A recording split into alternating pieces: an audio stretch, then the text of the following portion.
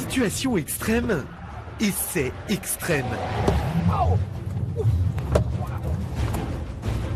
Voilà comment on met au point des châssis Peugeot, poussés dans leur dernier retranchement, leurs limites, en somme. Il valait mieux avoir un casque, hein. C'était préférable. Ouais. À l'occasion de la naissance de la toute nouvelle Peugeot 508, ambitieuse berline moderne aux allures dynamiques d'un grand coupé, nous avons pu découvrir en exclusivité le savoir-faire de toute une équipe d'ingénieurs, de techniciens et d'essayeurs dévoués au développement du nouveau modèle. Nous allons rentrer dans les secrets de conception même de la nouvelle venue. Le constructeur français est passé maître depuis plusieurs décennies sur la mise au point des châssis et des trains roulants, parmi les meilleurs au monde. Et la deuxième génération de 508 devrait être une fois de plus l'une des grandes références en termes de conduite et de dynamisme sur son segment de marché. Une super fierté du produit, une super fierté du châssis qui est vraiment dans l'ADN, dans les gènes de la marque. C'est quelque chose sur lequel nous travaillons toujours avec, on va dire, un peu cette part de secret parce qu'il y a une vraie recette Peugeot, il y a une vraie mise au point qu'on est capable de faire et que peut-être tous les acteurs du marché ne sont pas capables de faire. Pour la nouvelle 508, ce sont presque 5 années d'un dur labeur. Le projet a débuté fin 2012 avec la définition d'un cahier des charges, l'architecture, le design et bien sûr la mise au point. Mais quelle est donc la définition même d'un châssis Peugeot? Alors il y a deux axes. Il y a un axe technique qui est la composition du véhicule, son soubassement, les trains roulants, les pneumatiques, les freins, la direction, qui contribuent aux performances du véhicule. Et il y a un axe de ressenti. C'est la facilité de conduite que vous avez de votre véhicule, le sentiment de sécurité, un comportement routier agréable, un confort prévenant, soft et une conduite apaisée, sereine. Cela commence bien sûr par une large réflexion virtuelle avec des outils de conception numérique bien longtemps avant la phase de fabrication des premières pièces physiques. Étude des pneumatiques, la direction, les suspensions, les essieux, les trains avant et arrière, la structure de caisse, l'aérodynamique et même les outils électroniques, les garde-fous type contrôle de trajectoire comme l'ESP. Bref, être compatible avec l'industrialisation et les schémas de développement. Les premiers protos arrivent à peu près à 2 ans avant le lancement, donc on a 1 an et demi de phase de conception. Le but de tout ça, c'est de vraiment donner un setup de la liaison au sol pour construire le premier prototype. Et ce prototype sera là pour valider nos choix de concept.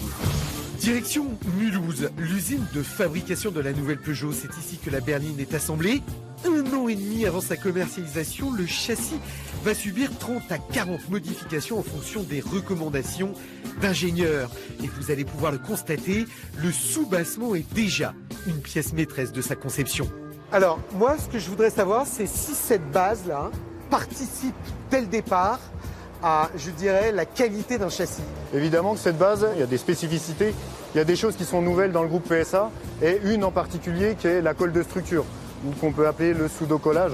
La colle de structure, c'est de la colle qu'on va mettre sur ce châssis à des endroits bien particuliers. On en met 24 mètres, la majeure partie sur le soubassement, entre des points de liaison mécanique et elle va permettre d'améliorer le confort et la tenue de route de la voiture. C'est un des secrets des châssis ou pas? C'est ce qui va encore améliorer nos châssis. Ils sont déjà très bons et très reconnus, Ouais. Ça va encore les améliorer. Alors, on va encore aller plus loin, on va avoir une résonance de caisse, des vibrations, beaucoup moins de vibrations dans la voiture et on va aller chercher un compromis idéal entre le confort, la tenue de route et la sportivité de notre voiture.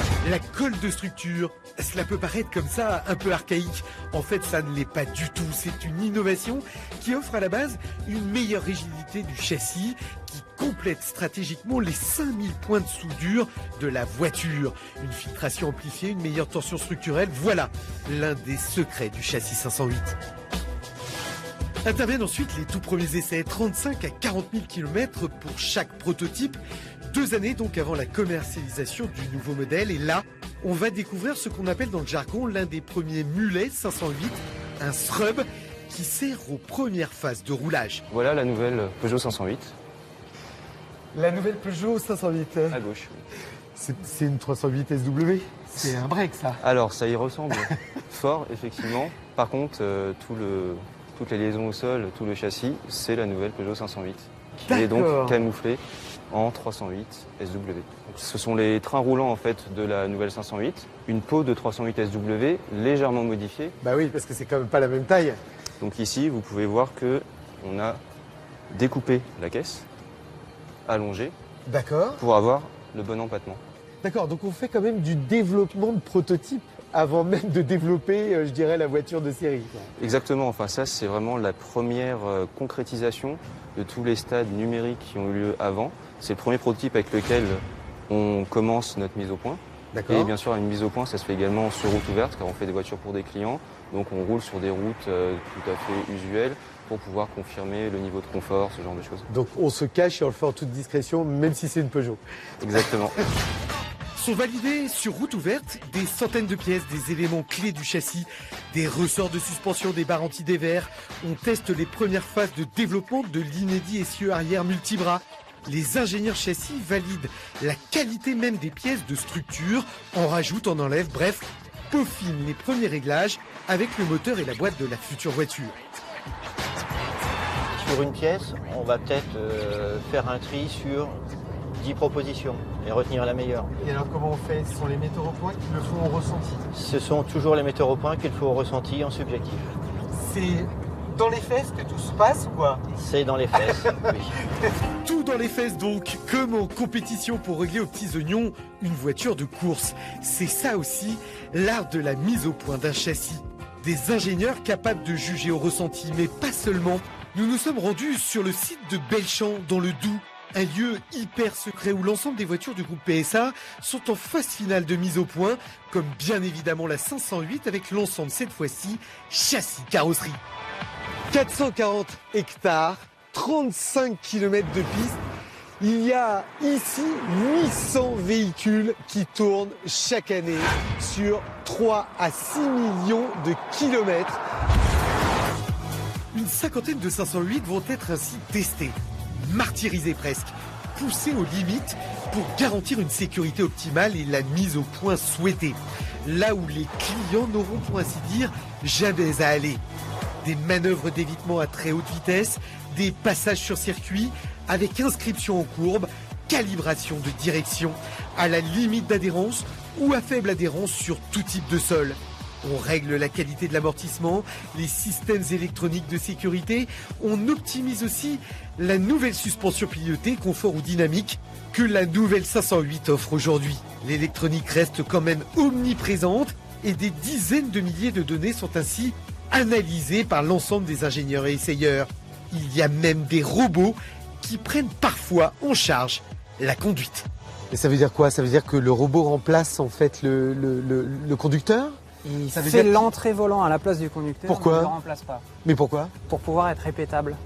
Parce que quand on fait de la mise au point en châssis, on change certains éléments de suspension et du coup, nous, d'avoir un robot qui répète sans arrêt et systématiquement la même entrée, ça nous permet d'analyser les différences qu'on obtient en comportement par rapport aux pièces qu'on peut changer sur la voiture. Le conducteur, si rapide soit-il, n'aurait donc pas la vitesse d'exécution du robot. Le but final étant de garantir, même aux limites, que la voiture reste saine et puisse répondre aux moindres sollicitations du conducteur.